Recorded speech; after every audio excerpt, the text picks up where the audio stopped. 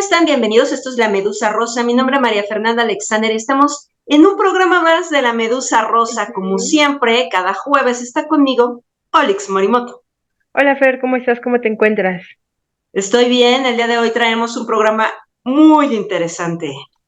Así es, Fer, ¿y qué te parece entonces si vamos a ver quién es nuestro invitado del día de hoy? Me parece bien, vamos a ver quién es. Porque nunca sabemos cuándo necesitaremos un abogado penalista, hoy en La Medusa Rosa hablaremos del derecho penal.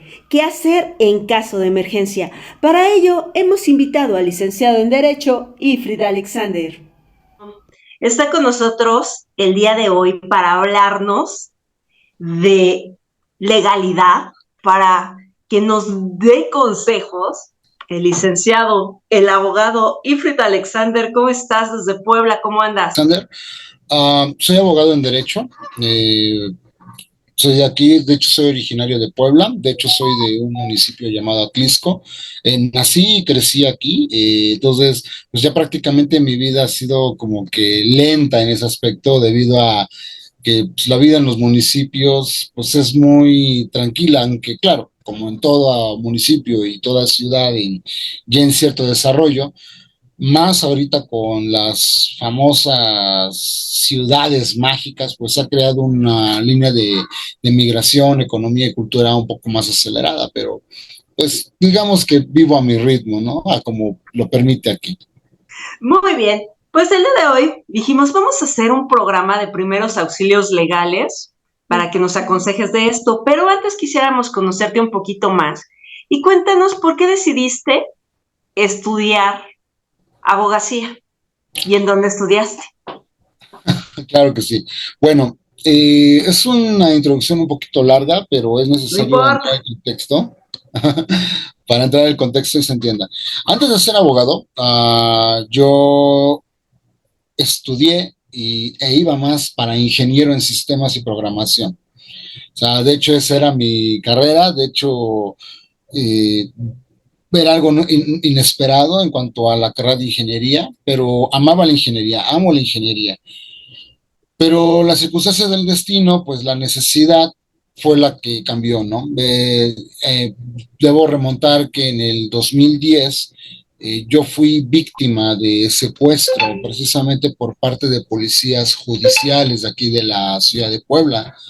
Esto precisamente por no cumplir las exigencias de sus demandas en ese momento, decidieron acusarme de un caso de homicidio que estaba en vísperas de quedarse sin concluir. En ese entonces la administración marinista estaba a punto ya de terminar su tiempo de gobierno y bien o mal, pues ellos necesitaban terminar sus casos, terminados o no bien terminados, concluidos o no concluidos, necesitaban cerrarse. Entonces, cada administración de gobierno tiene, antes de que cambie a la nueva, ya no importa por el qué partido, tienen que entregar cuentas. Y esto incluye las investigaciones penales de ser necesario, ¿no? Entonces, ellos simplemente concluyen, cierran su trabajo, entregan. Si estuvieron bien o estuvieron mal, eso ya se encargan las siguientes administraciones. Entonces, durante mi estancia en prisión, que fueron prácticamente 9 años, tuve que anteponer la práctica de la supervivencia, la tolerancia y la resistencia tanto moral y espiritual para no doblegarme, porque eso es lo que buscan esos sitios, los reclusorios, pues te buscan verte doblegado, seas inocente o culpable, eso no les interesa a ese tipo de instituciones. Durante el cuarto año de mi instancia en ese lugar fue cuando me cayó a las manos un libro titulado La columna de hierro.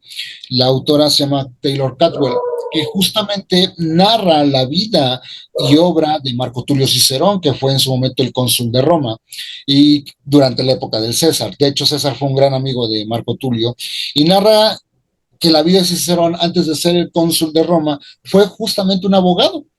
Y hay un capítulo de su infancia en ese libro que detalla que estaba él contemplando el jardín y el bosque, y su pequeño hermano, Quinto Cicerón, que él deseaba ser este soldado, y el pequeño Marco Tulio no sabía que quería estudiar. El pequeño Quinto menciona y argumenta en forma de pregunta, mientras trepaba los árboles, que me golpeó a mí la conciencia, y la pregunta es, ¿qué es un hombre que no sabe defenderse? Y eso a mí en lo personal pues sí me golpeó, porque imagínense, tú, el pequeño Quinto se pregunta a sí mismo, ¿qué es un hombre que no sabe defenderse? Decide ser militar. Marco Tulio, que detestaba la violencia, ok, que es un hombre que no sabe defenderse, se orilló a ser abogado, ¿no? De hecho, desde ese entonces traté de buscar la forma entonces de poder entender el sistema de justicia en su materia penal, en sus formas de proceso, pero yo no tenía conocimiento de derecho.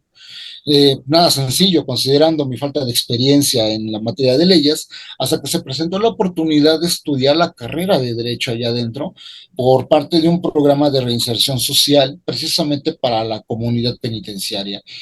Eh, esto vino por parte de la Universidad Unitec de Oriente.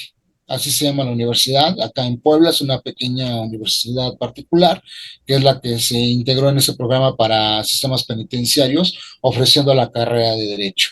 La carrera de Derecho duró un total de 4 años, de los cuales los últimos 3 años de mi vida la estudié, y en el 2019, en agosto, salgo libre de forma absuelta, y prácticamente la carrera la concluí ya en casa. Entonces, en el 2020 yo prácticamente ya soy totalmente abogado, totalmente con mi cédula profesional y mi registro en el tribunal.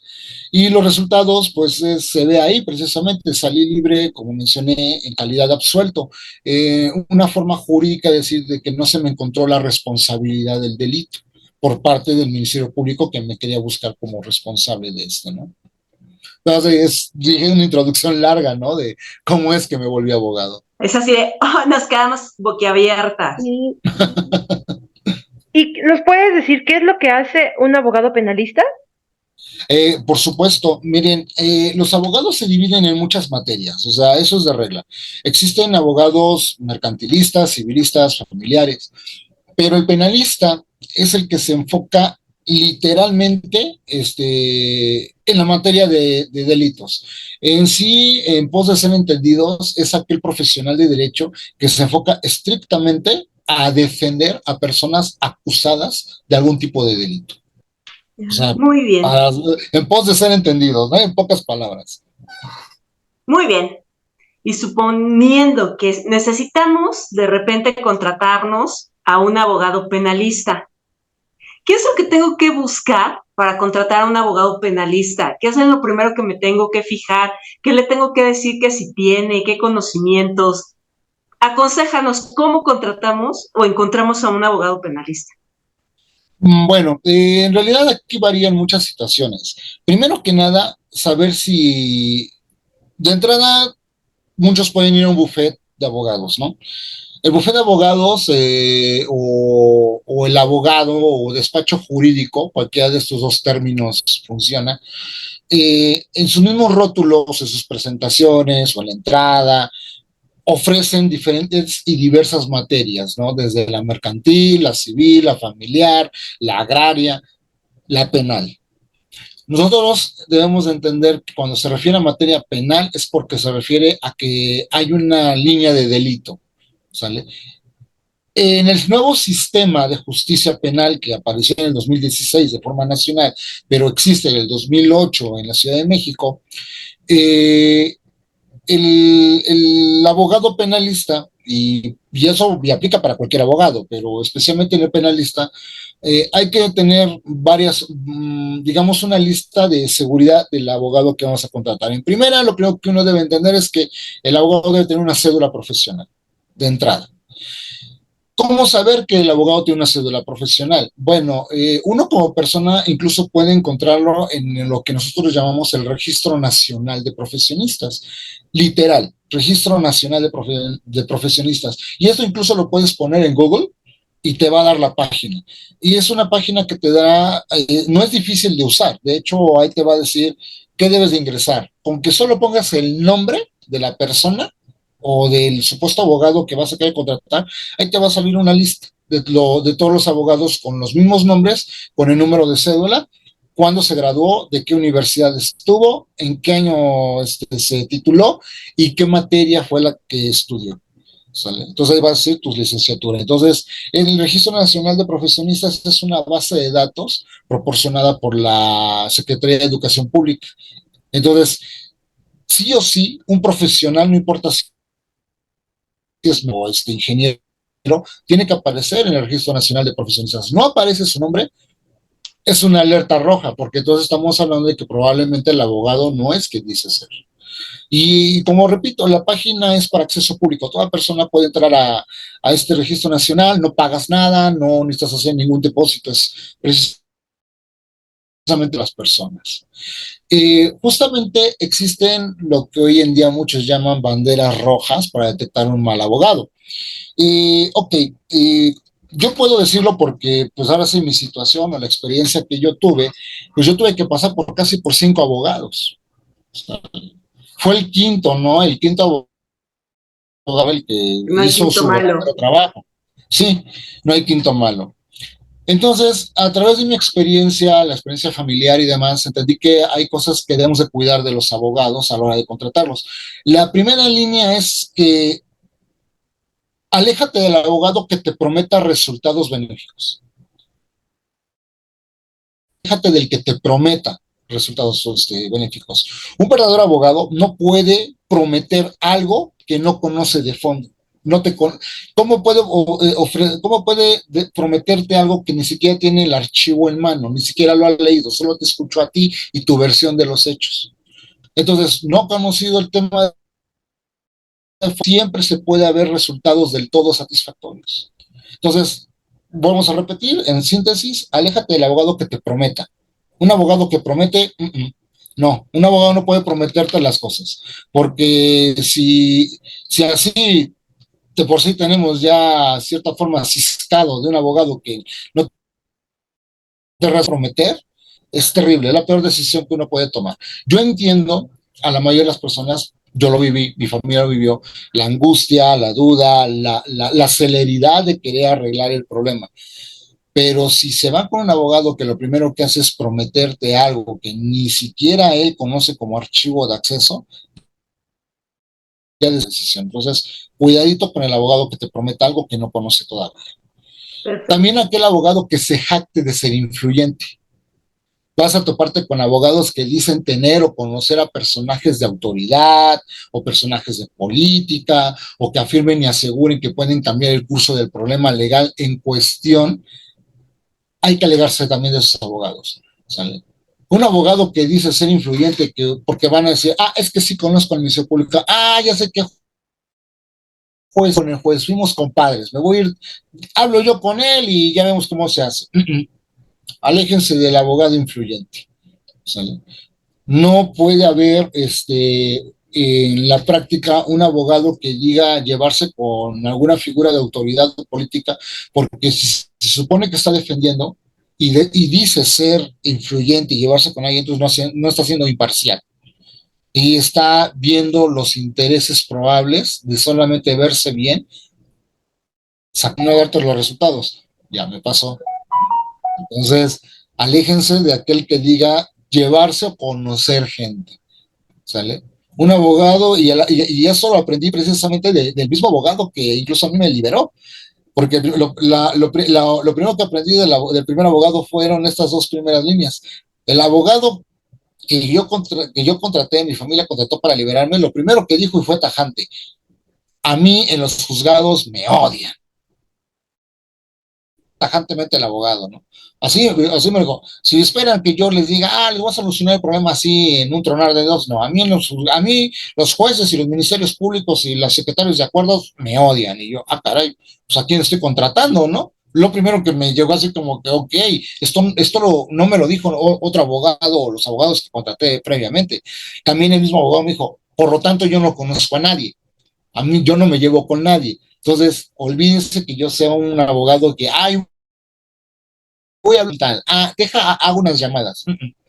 Este último abogado que fue el chido, pues es el que de él aprendí esto, ¿no? No, abogado que te promete, aléjate. Abogado que diga que es influyente, aléjate. También están aquellos que te digan que el caso es sencillo. Aléjense del abogado que te diga, su problema es bien sencillo, se resuelve en días, en semanas, en meses. No, ningún caso sencillo. Por muy que se vea de divorcio incausado, que sea por una deuda de un pagaré, no, ningún caso sencillo, ninguno.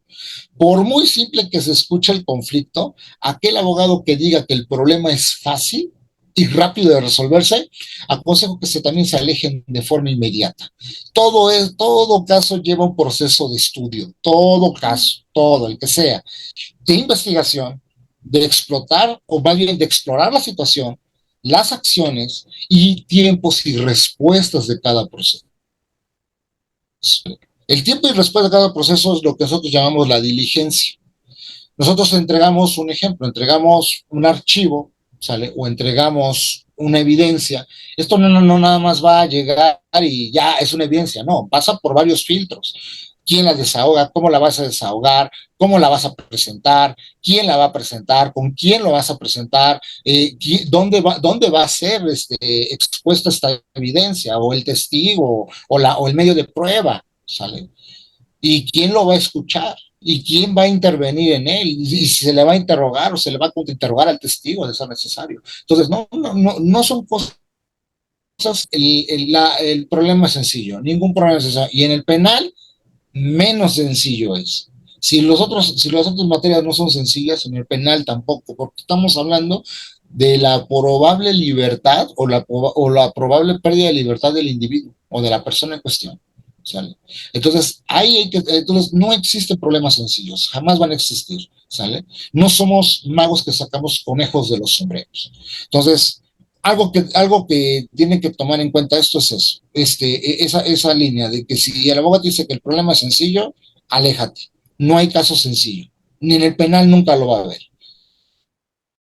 Esta persona que se encuentra allá encerrada. Entonces, hay que mantener eso. También otro que deben de reconocer es aquel que dice que requiere dinero para la solución de un problema. Pues, me pasó, por eso se los digo. Nos quejamos del problema de corrupción y lo primero que uno desea hacer es cuando va a ver al abogado, es que si la solución, quieren buscar con el abogado una solución de la misma forma. Entonces, no estamos solucionando nada. Al contrario, queremos o somos correctos e incorrectos cuando nos conviene como sociedad. Y es por eso que nos dejamos de un sistema deficiente. ¿Sale? Entonces, si uno como ciudadano busca un abogado y quiere irse por la tangente, decir, bueno, abogado, usted debe conocer a alguien, de a cómo, aléjense también de esos abogados, porque ¿qué garantía te da de que tu dinero realmente lo vale?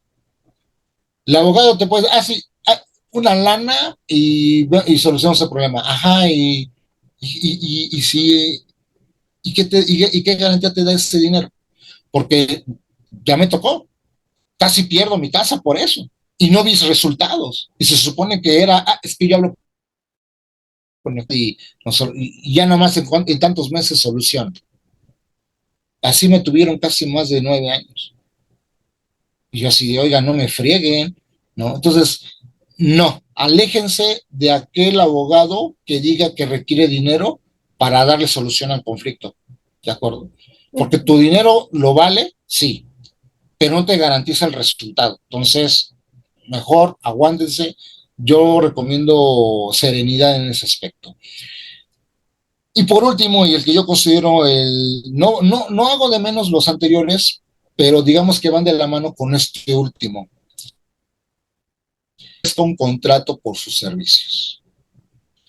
Todo trabajo requiere de ello. Si un abogado no te ofrece un contrato por sus servicios profesionales, si ando por la vida, de repente me arrestan, independientemente de que sea inocente o no sea inocente, y ya me llevan. ¿Qué es lo que debo de hacer? una detención. ¿En qué momento digo, oigan, necesito un abogado?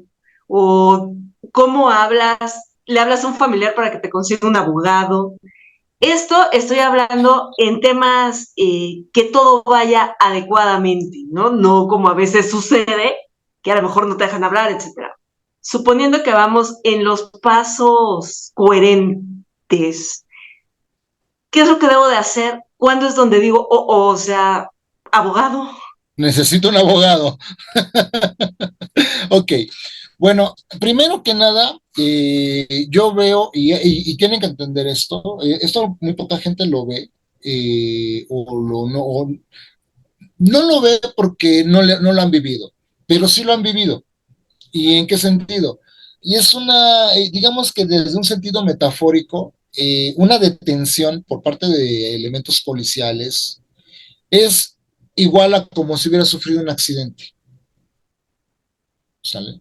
Aunque no hayas cometido el delito. Al final de cuentas, como una accidente, o sea, te rompiste una pata, terminas en el hospital, ¿no? Aquí es de que te detuvieron, no sabes por qué, y acabaste en prisión. Ok, hay que ver eso como un accidente. ¿Qué hacer cuando ocurre una situación de una arbitrariedad, una detención o cosas así? Bueno, primero que nada, de entrada, tienen que recordar, como les comenté en un tipo atrás, que solo existen tres formas de que te detengan. Uno, flagrancia delictiva. ¿Qué es la flagrancia? Que te tuvieron en el acto. O sea, tú le pegaste a alguien, el policía te vio detenido. O tú le pegaste o le robaste y te dices a la fuga para que no te tuvieran y el policía ininterrumpidamente te estuvo siguiendo hasta que te detuvo. Eso es otra forma de flagrancia, ¿sale? Otra manera de detención es porque fue una orden de aprehensión dirigida por un juez. Solo el juez puede determinar una orden de aprehensión. El MP puede facultarse también, pero siempre y cuando sea por su propia responsabilidad y sea por causas como la hora o el tiempo o la urgencia, ¿sale? Pero si el MP la calabacea, el MP tiene que pagar los platos rotos, ¿eh? Incluso y eso implica incluso dejar libre a la persona detenida, ¿sale? Y la otra es el de comparecencia, que en ese momento te citen a que te presentes al Ministerio Público y a partir de ese momento puede ser que te detengan, ¿sale? Que es lo más raro, pero llega a ocurrir. Entonces son tres formas de que puedes terminar detenido. Ahora, ¿qué hay que hacer en cuanto a cuando una persona termina detenida? Eh, bueno, yo en mi experiencia, después de lo que pasó, porque aquí debo entrar en detalle, a mí la policía cuando me detuvo, me vuelvo a repetir, más bien fue un secuestro, la policía no me detuvo en la calle, se metieron a mi casa, le apuntaron a mi madre, le apuntaron a mi familia y me sustrajeron de mi hogar a las 6:30 de la mañana. Prácticamente lo hacen en la madrugada porque a todo el mundo le agarran están todos durmiendo, todos están apenas despertando. Entonces, fue una buena estrategia por parte de elementos policiales, donde pocos testigos, nadie ve, y cuando se enteren ya todo el mundo despertó, pero nadie vio nada. Entonces, hay que estar también aguas en ese aspecto. Entonces, conforme a mi experiencia, porque debo también de señalar que durante el tiempo que a mí la policía me detuvo, me tenía detenido, entre comillas, debido a que no era una detención hasta más adelante, resulta que yo estuve sometido bajo tortura por parte de la policía durante casi 8 horas. Entonces, pues no fue nada sencillo, pero pues digo, ya depende de cada persona, ¿no? Y no le deseo eso nada a nadie. Pero si en algún momento dado, cuando una persona es detenida por parte de la policía, yo aconsejo tener en cuenta lo que yo le llamo las tres grandes. Y esto lo aprendí en cuanto a supervivencia militar.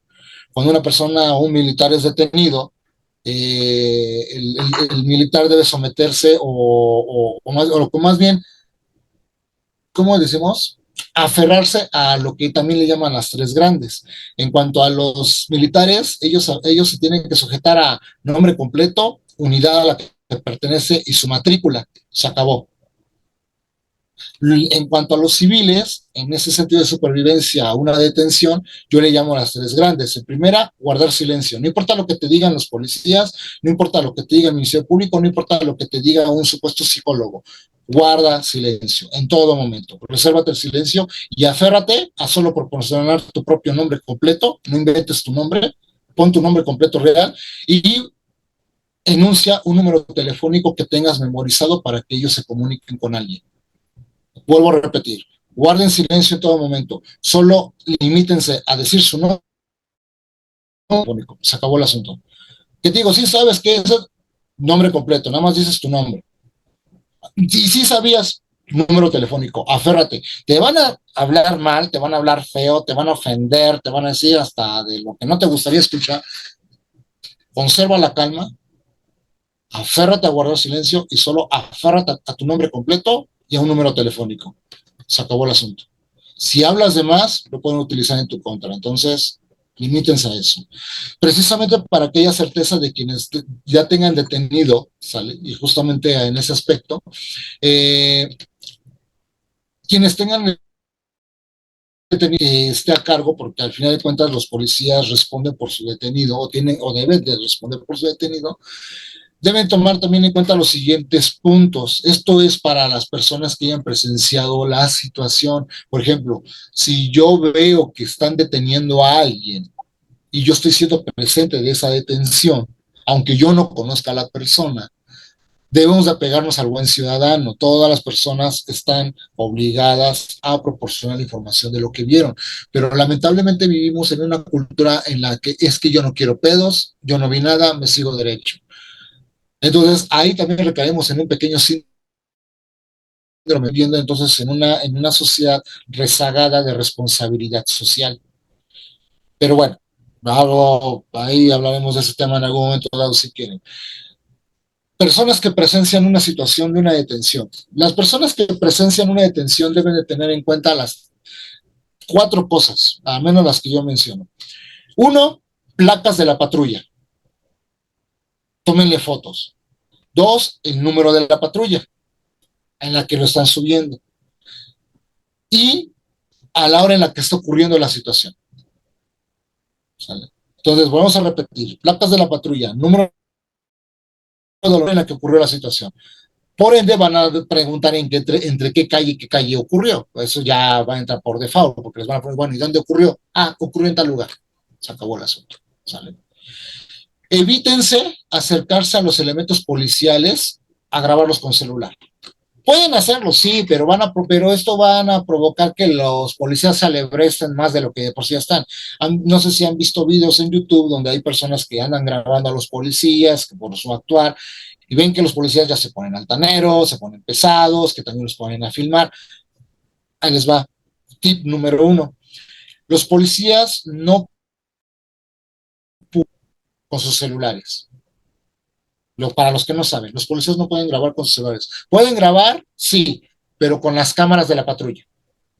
Pero ellos no pueden grabar con sus celulares. No, ellos no pueden hacer eso. ¿Sale? Pero el ciudadano sí puede grabarlos. ¿Sale? No es un delito grabar a los policías, porque están en vía pública y porque el policía es un servidor público. El servidor público tiene un nombre, una matrícula, un rostro. ¿Sale? Entonces, si el policía les quiere intimidar, no me puedes grabar porque es un delito filmar a un servidor público. No, ¿sale? Olvídalo. No pueden hacer. A nivel constitucional, nadie puede molestarlos en su propia persona, ni en objetos, ni en propiedades, ni demás. ¿Sale? Entonces tengan eso en cuenta. Entonces, una persona normal puede filmarlos. Yo les digo que eviten acercarse, pues para evitar salir raspados de la bronca, porque ha ocurrido que les quitan el celular, los golpean, y con tal de que la persona civil no le responda al policía, pues ya perdió incluso hasta el celular. Entonces, para mantener un margen de control y evitar que la persona testigo se esté arriesgando, entonces haga lo posible por tomar foto de la placa de la patrulla en la que está subiendo el detenido, número de la patrulla en la que está siendo en la que a que subieron el detenido, hora en la que ocurrió la situación y manténganse alejados.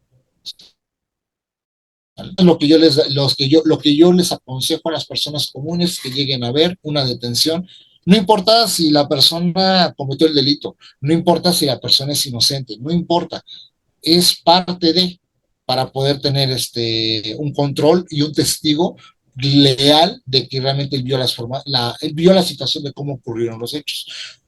Un testigo que puede hacer eso incluso puede llegar a salvar la vida de la persona en cuanto a su libertad se habla. ¿Sale? Entonces, quieren evitar que una persona probablemente pise la cárcel, que probablemente no cometió el delito. Acaba, es una manera de poder tener eso. Tengan su celular, tengan todo eso y ya pueden proporcionar, o si son testigos, y el abogado que está defendiendo a la persona presencia o detecta que ustedes fueron testigos, si tienen el material grabado, fotografiado y demás, pueden ustedes contribuir muchísimo como testigos junto con su material de probatorio para poder defender y apoyar a la defensa del individuo en cuestión. ¿Vale? Entonces, cualquier autoridad que tenga en detención a alguna persona le debe de hacer de conocimiento sus derechos. No debe haber coacción. Cuando digo coacción es que no debe ser violentada físicamente, ni psicológicamente, ni nada. ¿Sale? Uno de sus derechos de la persona detenida es guardar silencio. Ya lo había dicho anteriormente. Acabo de decir, aquí es un derecho. Anteriormente les dije, aténgase como estrategia, guardar silencio. Entonces, lleva dos juegos. Uno, estrategia. El detenido guarda silencio como estrategia. Dos, aparte es tu derecho. ¿Sale? ¿Tienes derecho a un abogado? Sí, sí tienes derecho a un abogado. ¿Sale? Ya sea que tú elijas particular, en este caso que tu familia lo contacte y contrate al abogado, o dos, si se demuestra que no puedes pagarlo, entonces el Estado te va a tener que asignar uno de oficio. ¿Sale? Aquí hay algo que tiene que tomar en cuenta. Cuando una persona es detenida, tener en cuenta cómo se llama la persona detenida. Existe algo en Internet, igual pertenece al gobierno, que se llama Registro Nacional de Detenciones. ¿Sale? Igual pueden entrar en Google, ponen Registro Nacional de Detenciones y les va a mandar una página de gobierno. El Registro Nacional de Detenciones nace como objetivo para evitar lo que hoy llamamos las desapariciones forzadas. La desaparición forzada solo puede ser aplicada por servidores públicos o militares. Por eso existe entonces esta página.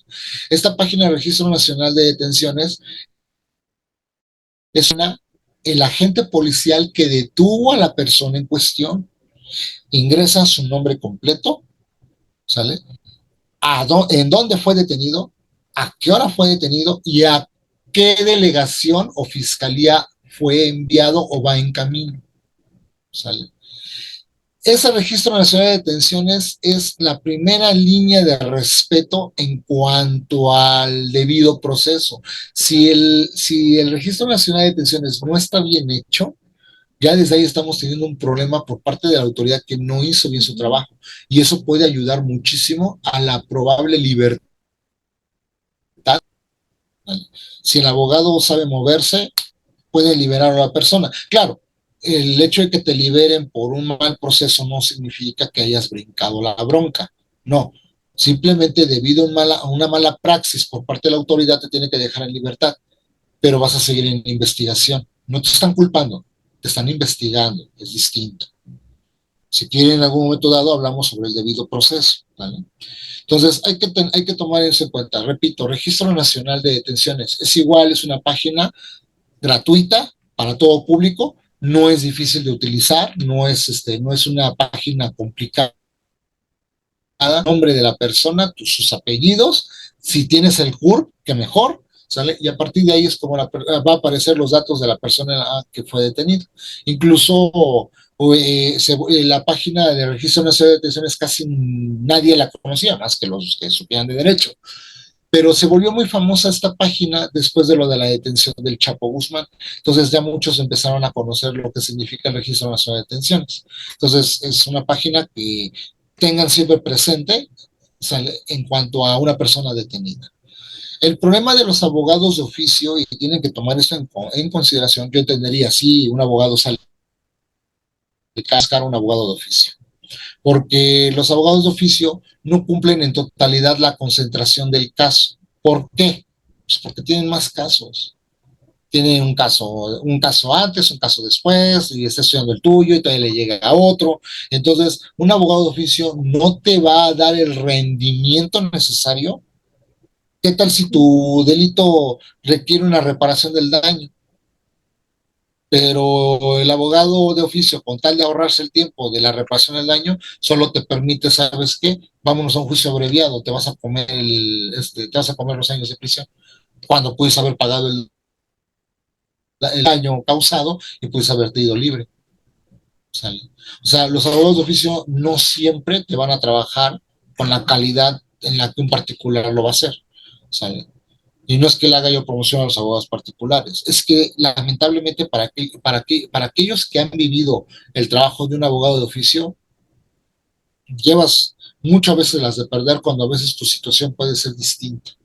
No digo que el caso sea fácil, sino que simplemente puedes de tener un estudio completo y más amplio debido a que el abogado particular pues se va a concentrar más en tu caso, a diferencia del oficio que tiene que atender el tuyo, tiene que sigue y bajita la mano tiene como 8 casos encima en un solo día. No todos los va a atender con la misma calidad de trabajo, por la carga de Sí, trabajo que tiene. claro. Entonces hay que tomar siempre eso en cuenta. Muy bien. Y Frit, y otra cosa. Dime. Ya llega el abogado. Entonces el abogado llega con cara de abogado. Y yo ya tengo miedo de que estoy allá adentro. Y el mecánico te va a pedir que necesita una pieza nueva a tu carro. ¿Esperas a que el mecánico te lo compre? No, o sea, tú lo tienes que poner y la mano de obra del mecánico es otra, ¿sale? Lo mismo pasa aquí con el abogado, o sea, ¿quieres que estudie tu archivo? Sí, ok, pues yo necesito que me des acceso a ello. Nómbrame como tu abogado, yo hago los escritos, es la talacha, sale la mano de obra, sale. Ya traemos el archivo, ya me conseguimos la pieza, a estudiar la pieza, en este caso el expediente. ¿Sabe? Entonces, todo eso es algo que mucha gente a veces no lo comprende y luego a veces dicen, ¿a poco salen muy caros los abogados? Sí, en ese aspecto sí salen caros los abogados. Ningún abogado te va a salir barato. O sea, eso es lamentablemente algo que uno tiene que saber. Igual que ir a ver a un médico no es barato, es lo mismo. No es lo mismo buscar una consulta con el médico a que ya el médico te haga estudios a profundidad. Es lo mismo que pasa con el abogado. ¿De acuerdo? Ahora, en México, los abogados pueden cobrar, cada abogado tiene su sistema de cobro distinto, no puede variar. Los abogados pueden cobrarte por hora, por proyecto. Por proyecto quiere decir que es conforme al estudio del expediente o por porcentaje de la cantidad recuperada en un caso. Este último puede ser en los laudos que se da en la materia laboral, en las pensiones alimentarias, en las cuestiones civiles, bueno, en este caso familiar, o en cuanto a reparaciones por daños y perjuicios en la materia de demanda en el ámbito civil. Entonces, ahí sí cambia. Por ejemplo, si tú quieres demandar a una empresa por X causa y digamos, tú lo estás demandando por $500,000, pues su porcentaje de ese $500,000 se lo tienes que dar al abogado, aparte de los servicios rendidos. Entonces hay que tener eso en cuenta. ¿Sale? No creas que te ganas tu $500,000 íntegro, no, el abogado tiene que llevarse una parte por eso. ¿Sale? Pero un abogado no puede, digamos que del porcentaje, en este caso el porcentaje, no puedes irte a la mitad, no. Un abogado, el punto límite es hasta el 30% en el ámbito de porcentaje. No puede pedirte un 30.1 porque entonces ya está cayendo en ilegalidad, ¿no? O sea, es el 30% de una recuperación recuperada de un caso, ¿sale? El abogado cobra en un sistema llamado UMA, Unidad Media de Actualización.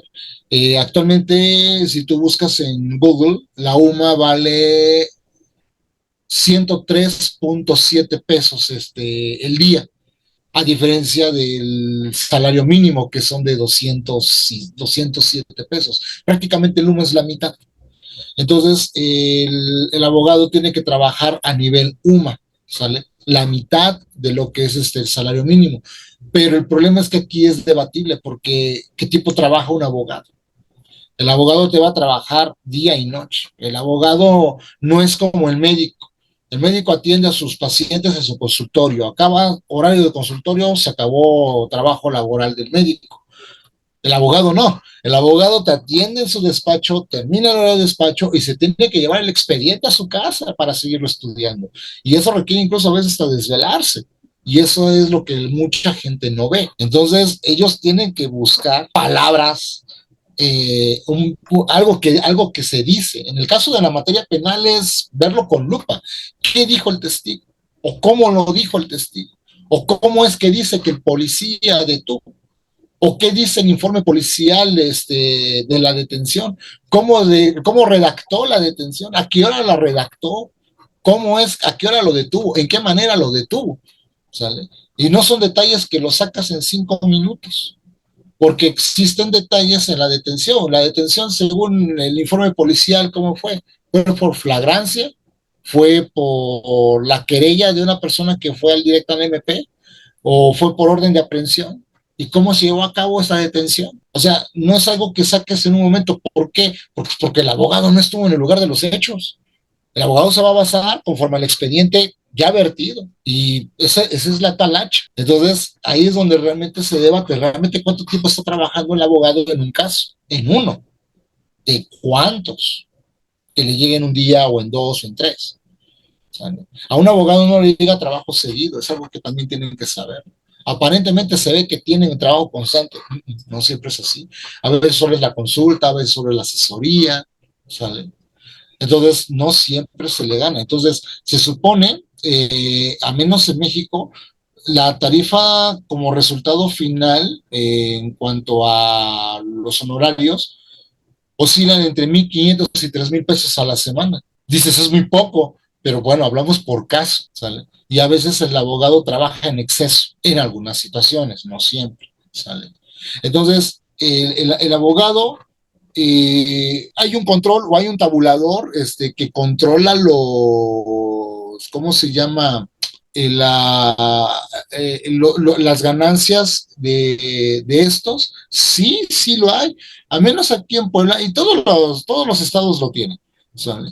A menos aquí en Puebla existe algo llamado ley de aranceles para el cobro de honorarios de los abogados o licenciados en Derecho del Estado de Puebla, así con ese nombre tan largo como suena, ¿sale?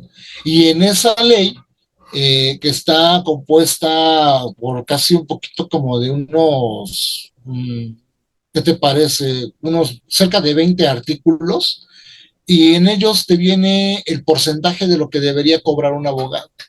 O sea, sí hay un límite, pero ¿de qué límite? El límite es la UMA, pero ahí hay un porcentaje. Por ejemplo, el abogado tiene que cobrarte un 5% del UMA, que ahorita está en 103.7. ¿Cuánto sería el 5% del 103.7? Ahí tienes que meterle matemática. ¿Quién dice que los abogados no llevan matemáticas? Muchos dicen, los abogados no llevan números. Aquí está un ejemplo. En la ley de arancel te obliga como abogado a saber matemáticas. Entonces, ¿cuánto sería el 5% de 103? 5 pesos, 6 pesos, a lo mucho, y hasta siento que estoy hasta tirándole.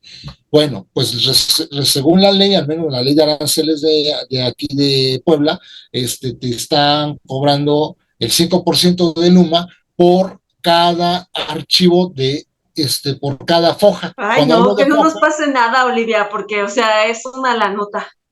sí, es una lana. Una foja es una hoja, frente y atrás, esa es una foja.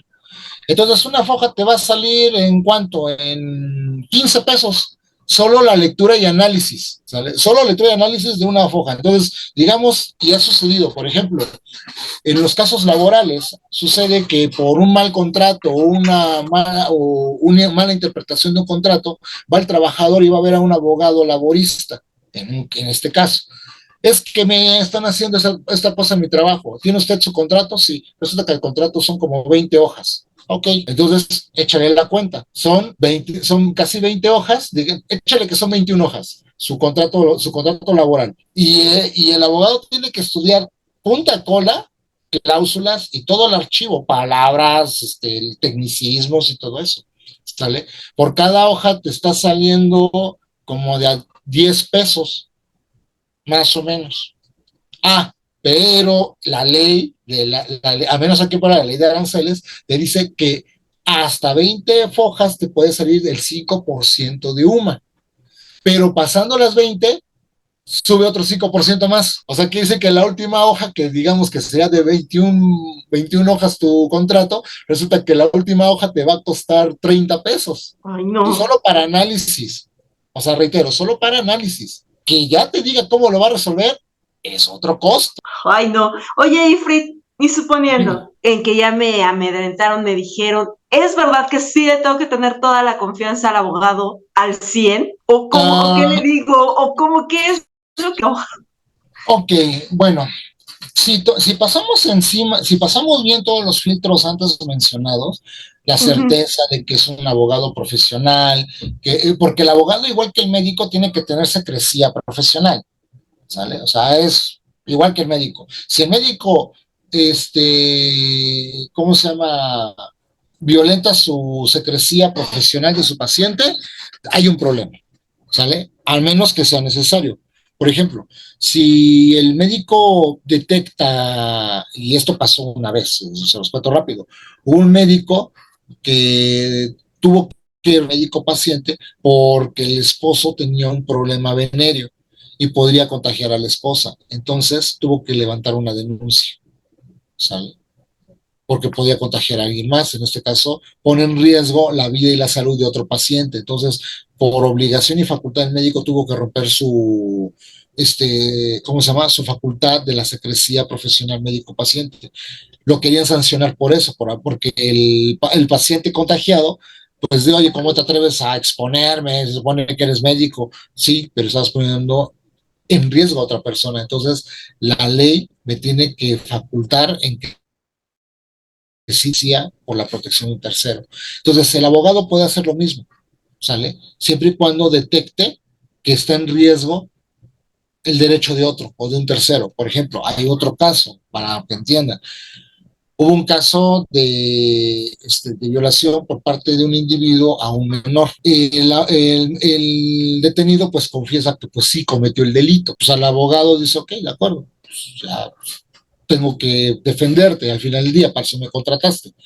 Pero si en el procedimiento estoy viendo que estás volviendo a cometer otro delito en el que pones en riesgo a otro, ya prescindo de defenderte, rompo mi servicio contigo y tengo que denunciar. Solamente así el abogado puede prácticamente romper la secrecía de seguridad para con el cliente. De ahí en fuera, puedes confiarle a tu abogado lo que sea. ¿Por qué? Porque si tú le ocultas información a tu abogado, ¿cómo te va a defender? El abogado necesita toda certeza de lo que está ocurriendo para que pueda darte la mejor defensa posible. El abogado es eso, tu defensor, no tu verdugo. Juzgar, a él le estás pagando para que te defienda, no importando si lo cometiste o no lo cometiste. Cometes el delito, él te va a defender. No lo cometiste, él te va a defender. Ese es su trabajo, para eso se dedica, abogado defensor. Ese es su término, ¿sale? En el sistema penal existe otro tipo de abogado que se llama asesor jurídico, pero el asesor jurídico solo está para la asistencia de víctimas, ¿sale? Puede ser particular o puede ser de oficio, cualquiera de los dos, ¿sale? Y Fred, por favor, compártenos tus redes sociales, dónde te podemos encontrar, la gente dónde te puede buscar para que se acerque a ti y tú puedas Claro que vender sí. asesorías. Ok, miren, realmente mi red social la encuentran como Ifrad Alexander Van Tassel, de hecho es mi apodo porque independiente de ser abogado, pues también soy DJ y me dedico al ámbito artístico, al arte plástico, que últimamente no me he podido dedicar a él debido a que la materia de abogacía me absorbe, pero pueden buscarme mi red social, de hecho, María Fernanda tiene mi perfil agregado, pueden agregarlo a la entrevista para que lo puedan compartir y con todo gusto me mandan un messenger para que yo pueda aceptarlo. Si vieron esta entrevista y más esta situación, pues con gusto los puedo yo orientar de una manera libre, sin ningún tipo de costo, no hay ningún problema, pero ya cuando se trate de llevar el caso, bueno, ya estaríamos hablando de un contrato y de un servicio en el cual pues sí tengan que pagar por él, ¿no? Pero de ahí en fuera, si buscan una consulta o tienen una duda, con toda confianza pueden acercarse conmigo. Muy bien, pues muchísimas gracias, Sifrit. De verdad que tu historia personal se antoja para hacer un documental. Algún día estaremos trabajando en ello, porque está muy bueno también el chisme, la verdad, está bueno. Pues muchos meses me lo han propuesto, pero ya tenemos a presunto culpable, tenemos el caso de este carnalito, Marco Antonio Zúñiga Morales, que es No, pues así está media cárcel. Uy, muchas cárceles están pasando por lo mismo. Hay muchos Antonio Zúñigas, hay muchos Siegfried Alexanders allá adentro, que lamentablemente unos tienen oportunidad de estudiarlo y otros no, ¿no? Y la verdad, pues yo me siento pues con suerte de haber estudiado la carrera, más que nada porque pues fue mi familia la que me ayudó a costear la carrera, porque pues digo, el Cerezo no lo pagó, pero ama, entonces pues, fue como que parte de, ¿no? Pero sí, es una línea. Entonces, la experiencia en el campo me hizo entender cómo ver la vida como abogado una vez que estoy aquí afuera. Muy bien, pues muchas gracias. Alex No, al Marimonte. contrario, gracias por la invitación a todos ustedes. Por favor, vayan a seguir a sus redes sociales. A Alexander Ifrit, por favor, vayan a estar ahí al pendiente. Ya saben, por favor, síganos a nosotros en nuestras redes sociales también. Estamos en YouTube y en Instagram como La Medusa Rosa. Y cada jueves vamos a tener un invitado así de interesante con un tema también así de interesante. No se lo pueden perder. Y pues nos vemos el siguiente jueves. Muy bien, pues A mi nombre ustedes. es María Fernanda Alexander. Esto fue La Medusa Rosa. Recuerden que cada jueves subimos una entrevista diferente y recuerden seguirnos también todos los días a todas las horas en la página web de CIO Noticias. Ahí les estamos posteando todo lo que está pasando en el espectáculo, en los deportes y en la sociedad. Les mandamos un besote y nos vemos el próximo jueves. Adiós. Hasta luego, un Bye. placer.